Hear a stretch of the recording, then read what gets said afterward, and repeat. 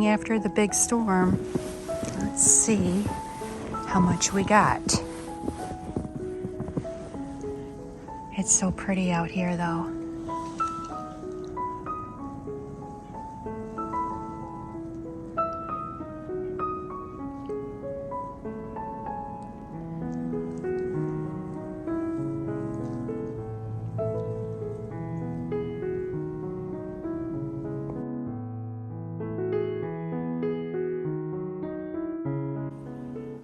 Mark always plows the driveway, of course, for us, but this is typically my job, and that is to clear off the sidewalk. Now, he did it once yesterday during the storm, and the reason we do our front walk, our house is heated with oil, and if you can see there, we need to make sure there is access when our oil company comes to refill, because we certainly do not want them to turn us away. I'm not sure that they would, but we are not going to take a chance.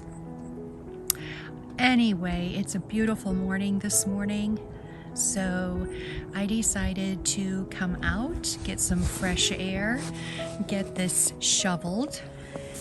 I have my boots on, but I'm still in my pajamas. Can you tell I like plaid? Okay, let's get started.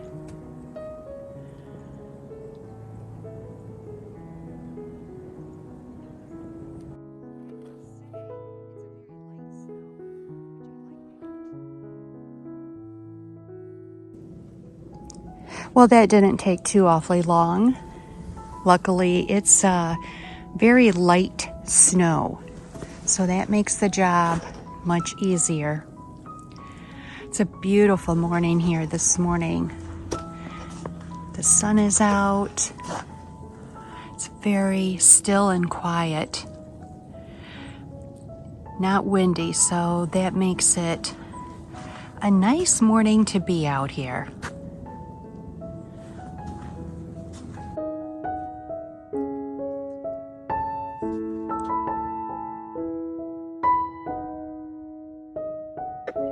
I think today will be the perfect day to go inside, build a fire, and spend a cozy day in the kitchen making some of my healthy tinctures. Let's go inside, warm up, and I'll explain a little further. Well, friends, today I wanted to share something with you that I've been doing for a while now, and honestly, it all started when my children were younger. And when they would get sick, you know, obviously you're giving them the Tylenol and the cough syrup. And my one daughter and I are extremely sensitive to medications, and I discovered that, like me, she would have an allergic reaction to codeine, which is in most cough syrups. So I started giving them the Sambucus, which is an elderberry syrup. And then a few years ago, I did some research and discovered I can make my own quite easily. And I'm telling you, it's very yummy. So I started making my own elderberry syrup. Now, typically I make that in the fall, and it's good for, 3-4 months. It gets us through the amount that I make. And I also make enough to give to my other daughters to keep in their homes. But this year I'm delayed a little. Obviously we had a busy fall season, and so I'm going to make it this week since it's kind of quiet around here. I'm going to show you how I make that. I buy the organic dried elderberries online. So I'm going to go ahead and do that. And the benefits of elderberries, they're antiviral, they're antioxidants. Now, they're not going to prevent you from getting a cold or flu, but they do shorten it, and they do help with the symptoms. It's a very soothing syrup, and it's very natural. It's the elderberries and honey, water. I'll show you how I make it. And then I'm also going to try for the first time infusing some of my garlic that I grew last winter. I have quite a bit of it, so I'm going to infuse that with honey again. antiviral, antibacterial, immune boosting. I mean, my goodness, garlic that has so many health benefits. They say we're supposed to eat it every day. Some of us, garlic doesn't like, or we don't like garlic. I'm telling you, I love garlic, and I have reaped benefits from garlic in the past. I've just taken a little it in the pill form, but today I want to try this infusion, and it's merely garlic and honey, and you keep it in a lidded jar for about a month, and then you can take that every day as an immune booster. So I'm going to try to make that with you today also. I thought that would be fun to try. The elderberry syrup, I don't know if I mentioned, we don't take that every day. We merely take that when we get sick, or when we start feeling, you start getting the little sniffles or the aches, you're just not feeling well. So then you take roughly 1 to 2 tablespoons 2 to 3 times a day. Let's go ahead and get started. I wanted to share this with you because it's too good to keep to myself. So let's get started. So to begin, I have my 2 clean jars. I'm not sure if I will fill both of those. We will see how much this makes. I'm making a smaller batch this time, so we'll find out. I have 1 cup of my dried organic elderberries. Look how tiny and rich and dark they are. I'm going to take this one out. And then I have roughly 2 tablespoons of chopped fresh ginger. I add that in also. I absolutely love ginger. Even when I'm sick, I will cut up fresh ginger and make a little tea out of it. Add in honey, preferably local honey, and then hot water and make a tea. And there's nothing better than fresh ginger. So let's go ahead. We will add our elderberries in. Add in our ginger. And then we are going to put in 3.5 cups of water. Okay, so we will just bring that to a boil. Once it comes to a boil, we are going to reduce down to a simmer and let that simmer anywhere from 30 to 45 minutes to the point where it has been reduced, meaning the liquid, about half. So it will take a little bit of time, but it's well worth it. So let's go ahead and get this going.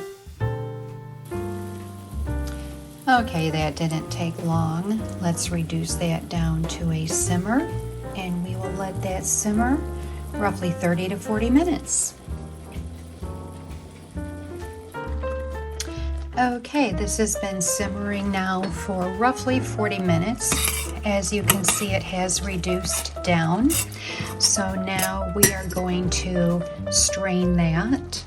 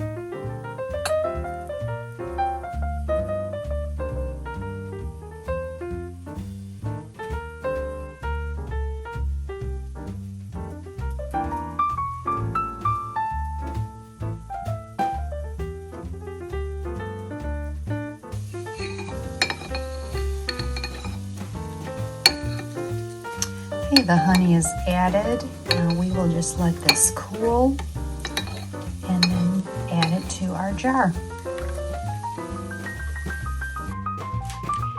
Okay, the syrup has cooled down, so let's pour that into our jar, and then we will store this in the refrigerator until we need it. It smells luscious. So as you can see, that got me basically a pint. Again, you know, once we had to boil it down, but that'll be great. I'm just going to store this in the refrigerator then and take as needed.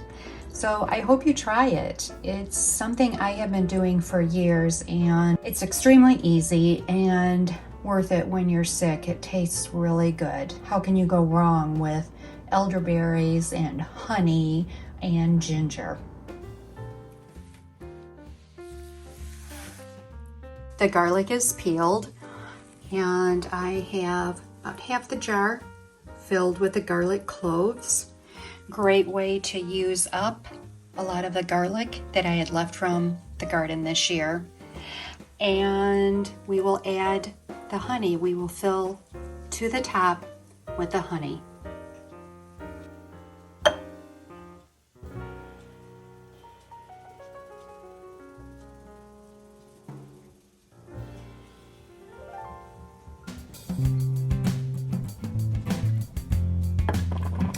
The honey had solidified a little, so I'm just warming it up in some water to loosen it up so we can get every little drop out.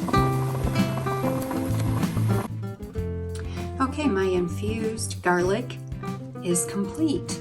So now I will put this in my pantry because it needs to be in a dark place. I will take it out every day and just, loosen the lid and let it breathe just a few seconds and then tighten it back up. And I will keep this in my pantry for 30 days. Now, from what I was reading, you can start to eat the garlic roughly after a couple of weeks. Okay, so 24 hours later, you can see the bubbles starting, the fermenting. So we are going to open this up and stir it and then close it back up and put it back in the pantry.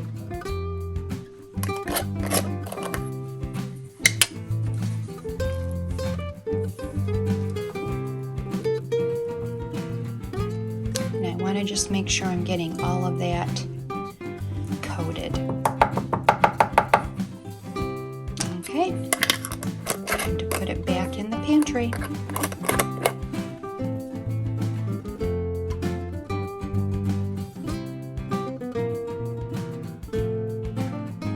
The bag of elderberries that I have is fairly large. It's a pound. And as you saw, I didn't use much when making my syrup. However, if you see, it is good until September of 2025. And there's many other things that I can do with these. I mean, obviously, if I want to make more syrup, I have that option. However, I could make some elderberry jam if I wanted with these. The other thing I am going to make, and I will show you while I'm making that, it's very easy, is an elderberry tea. So another way to have it daily if you want, or if you're not feeling well. Obviously, tea is a go-to for many of us. So let's go ahead and get started on making our tea. Okay, let's add in 1 cup of tea. Now here I've combined some jasmine tea, that's what the big buds are, with some black tea.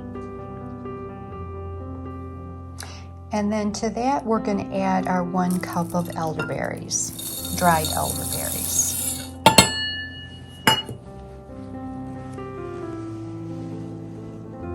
And let's just stir that up a little to combine.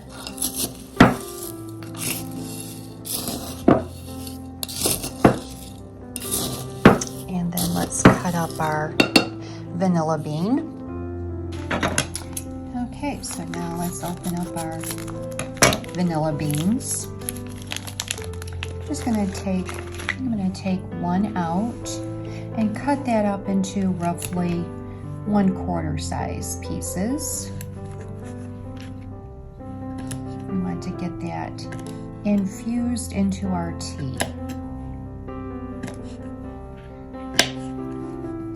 sometimes I like to just slice it open just a little here, just to get to the pods inside. That helps with the infusion.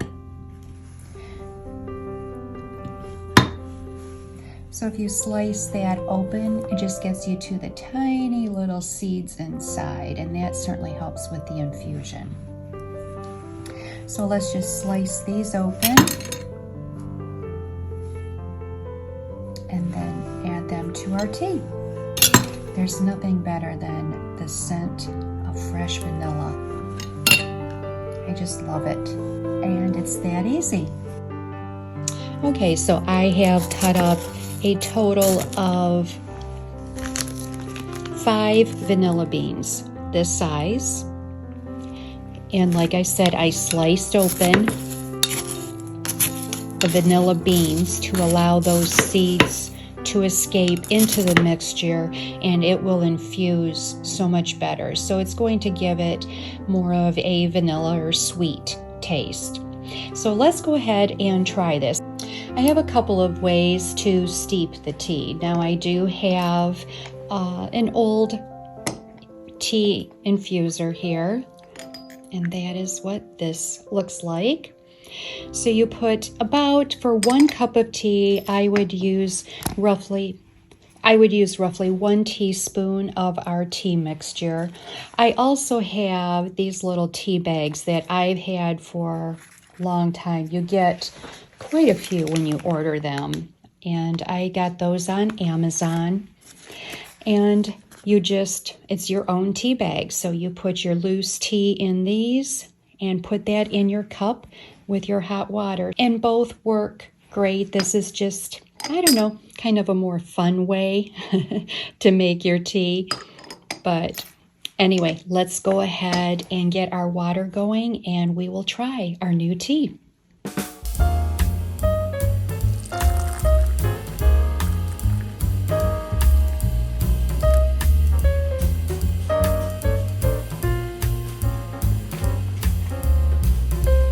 As you can see, the tea looks like tea. In person, it has a tiny bit of a purple hue, but keep in mind, it's not just elderberries. It is mixed half and half with, black teas. So anyway, fun way to use your dried elderberries, and let me know. Let me know if you try it. It's a nice, healthy drink for you. So enjoy. So another idea for you is to give it as a gift. Now in this case, I just added some to a little jelly jar that I had, decorated it with a label, nothing fancy.